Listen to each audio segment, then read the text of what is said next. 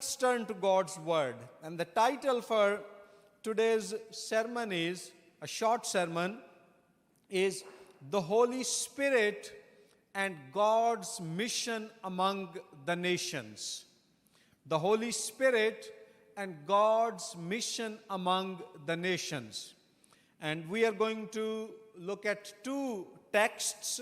First one is the book of Acts, chapter 1 and verse 8, and then the book of Acts, chapter 2, from verse 1 to the end of verse 4.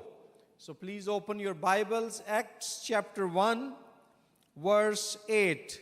Before Jesus Christ is taken up into heaven, after he has risen from the dead, after he has defeated Satan, sin, and death, after he has fulfilled the law and made an acceptable sacrifice before God the Father for the forgiveness of our sins, he is about to be taken away from his disciples, from the church physically, and he makes this promise to them. Acts 1:8.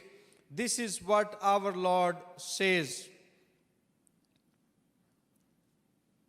You shall receive power when the Holy Spirit has come upon you, and you shall be witnesses to me in Jerusalem and in all Judea and Samaria and to the end of the earth. And then we see in Acts 2 that this promise of Jesus Christ is fulfilled on the day of Pentecost, at the feast of Pentecost.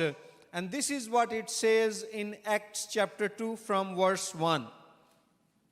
When the day of Pentecost had fully come, they were all with one accord in one place.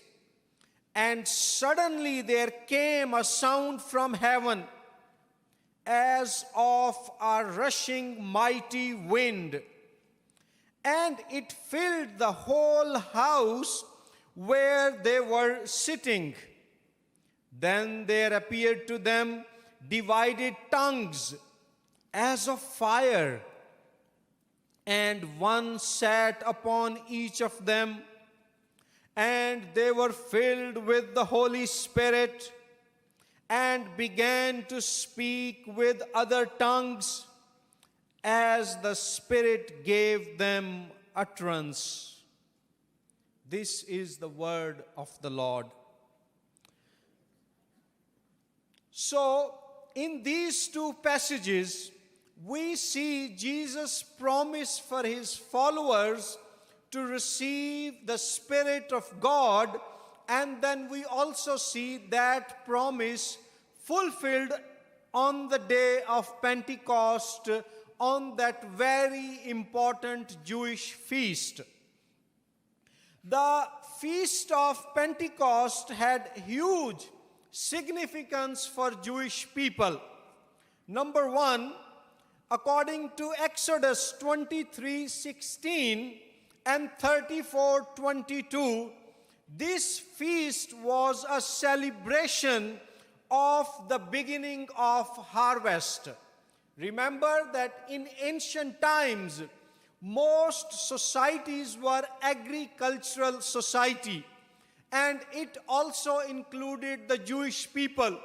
They were an agricultural society depending on their annual harvest, waiting to reap their crops every year. And each year when that moment came, all the Jewish people would come together and sing songs, give thanks to the Lord their God, and celebrate the harvest that God by grace had provided them, and that is what would help them to survive for the next whole year. And we read in Matthew chapter 9 that Jesus Christ, during his earthly ministry, looks at a multitude of people and says that the harvest is plentiful, but the laborers are few.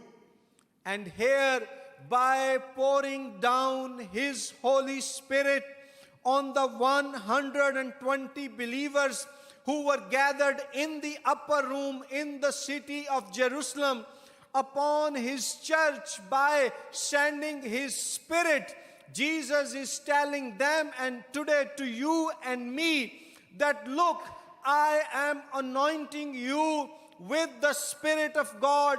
I am enabling and empowering you with the Spirit so that you go out, witness to the hurting and lost world, and share them my good news, my gospel, so that a great harvest of souls from the United States of America and all over the world is gathered for the glory of our Lord. This is because Jesus is not merely the Lord of people of Israel, or he is not just the King and Savior of people of the United States of America. He is the Lord of lords and King of kings and Master of masters, and his lordship, his kingship, and his sovereignty is over the whole universe.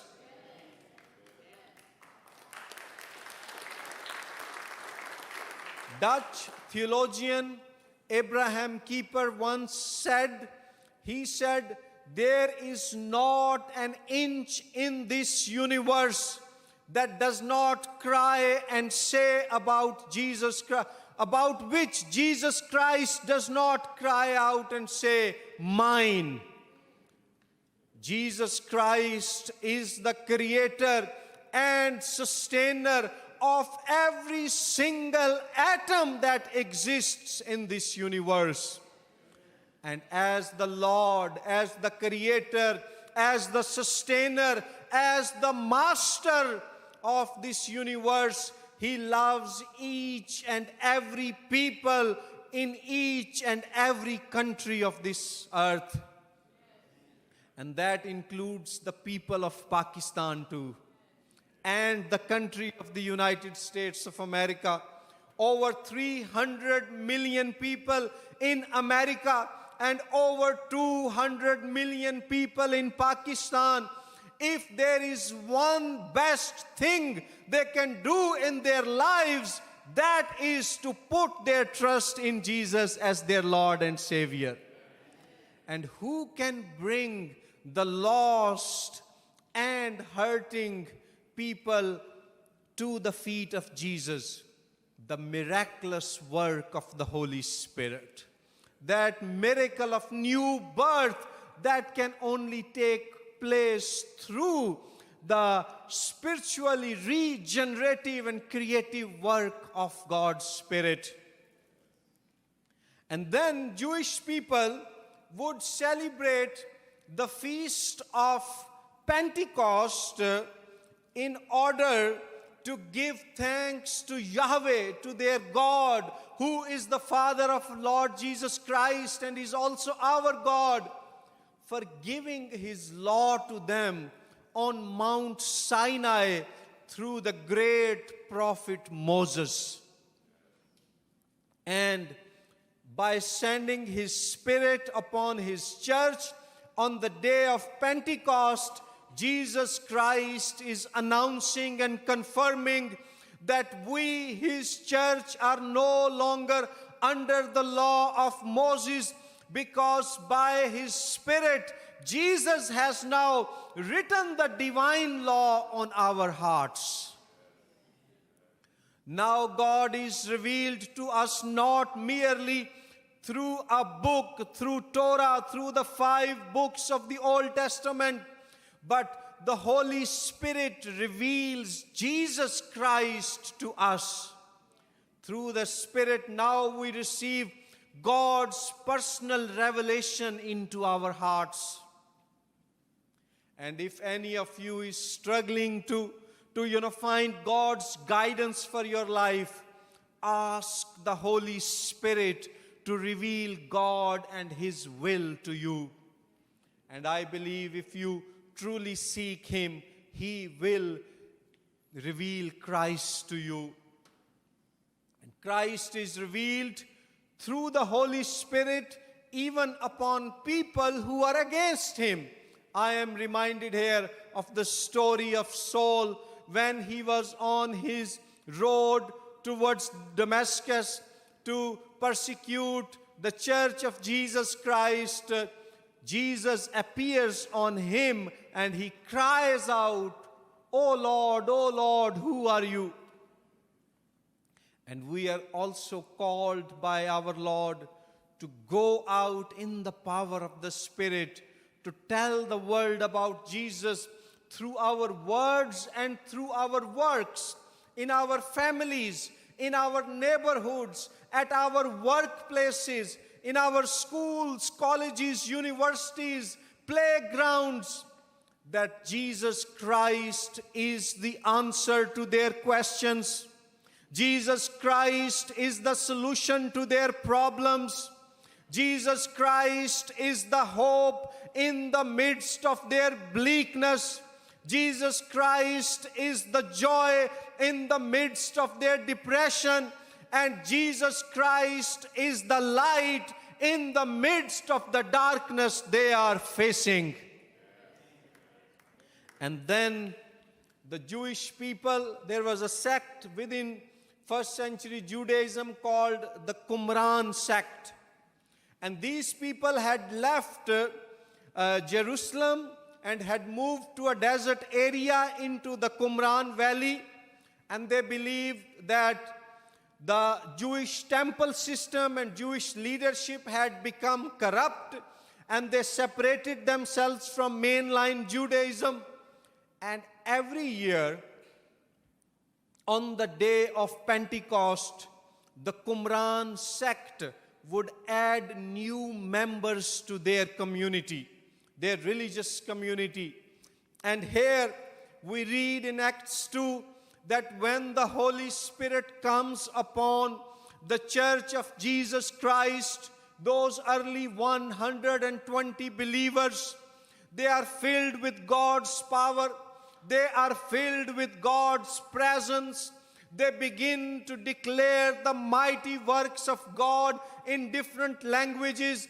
And then Apostle Peter gets up, the very apostle who had become so scared that he denied Jesus 3 times. But now when the Spirit has come upon him, he is bold and courageous, and he proclaims the gospel, and 3,000 people are added to the church.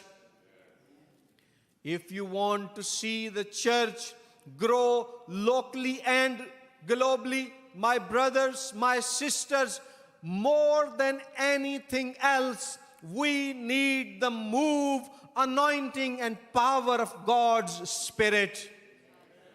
Because church planting and church growth, it is God's work, and it can be done only in God's power.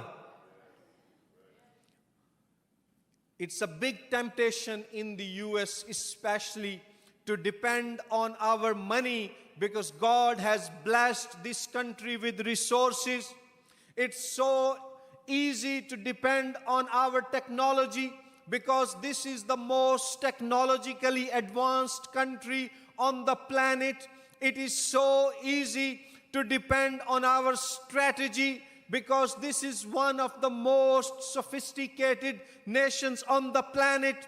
But it is not by our money, it is not by our technology, it is not by our strategy, but by the Spirit of God that we can reach the hurting and lost world and win them for Jesus Christ.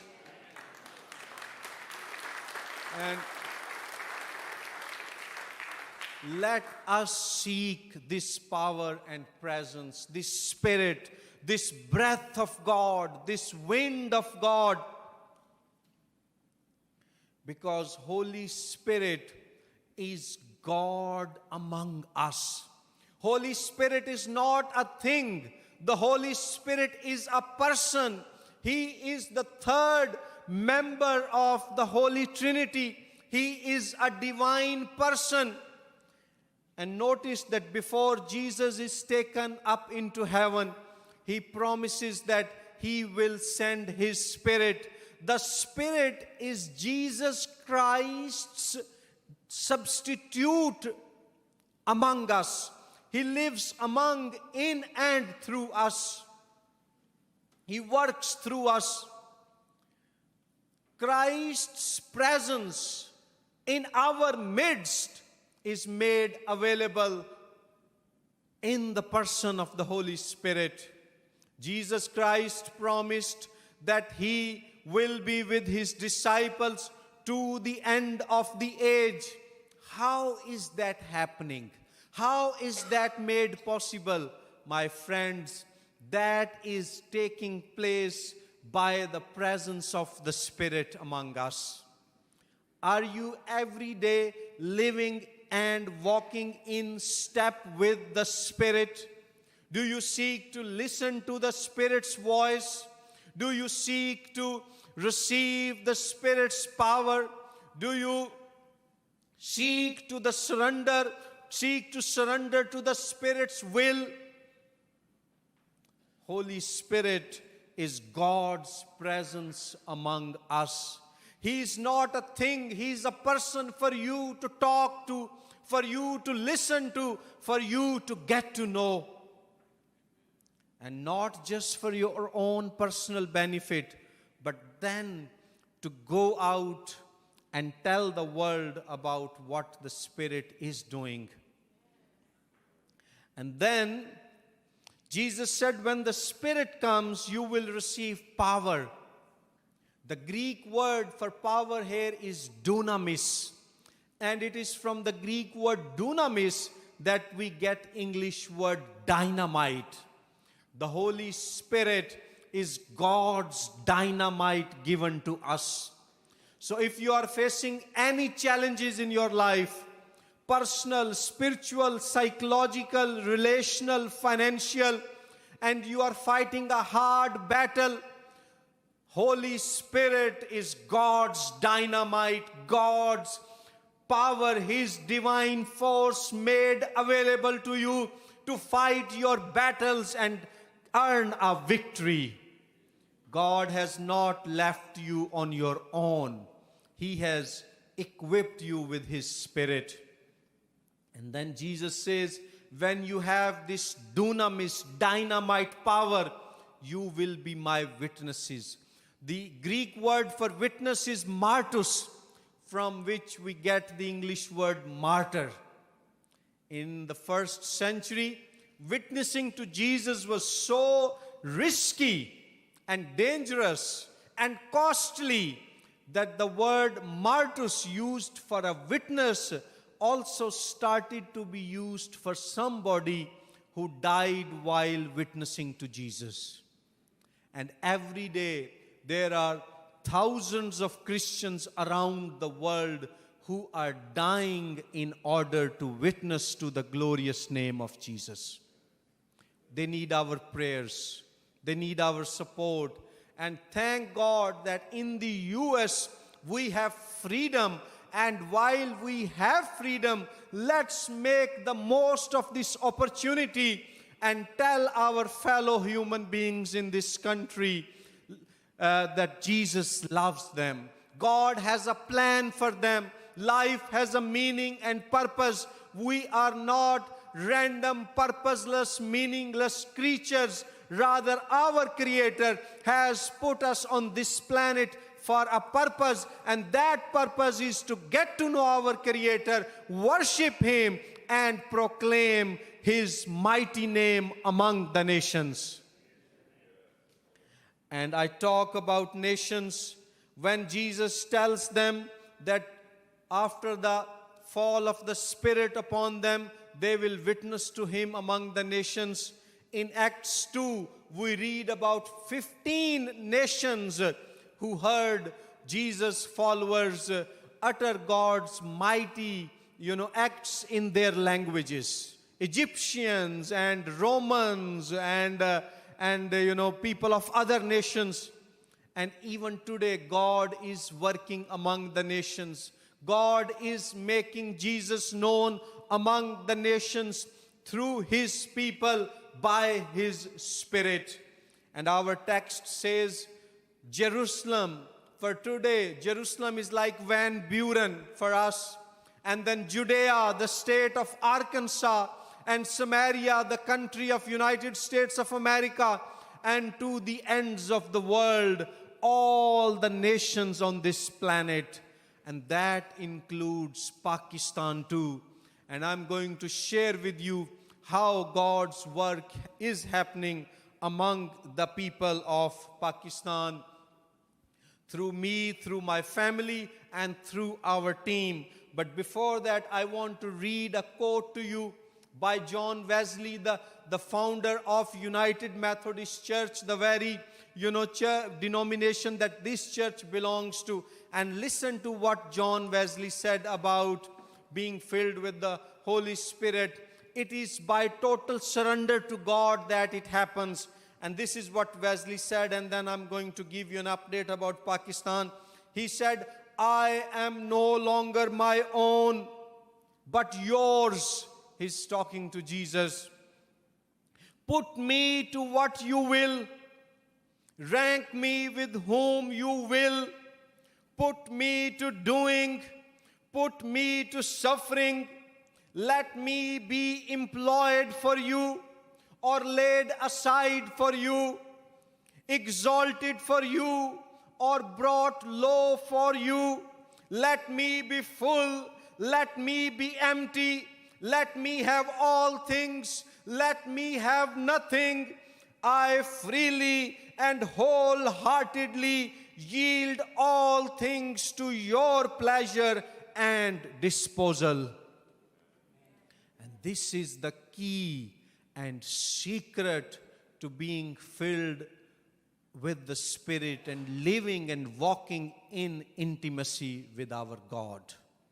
Total surrender, emptying ourselves out before Him, submitting to Him, yielding to Him. And when we do that, He enables us not only to follow Him, but also to serve Him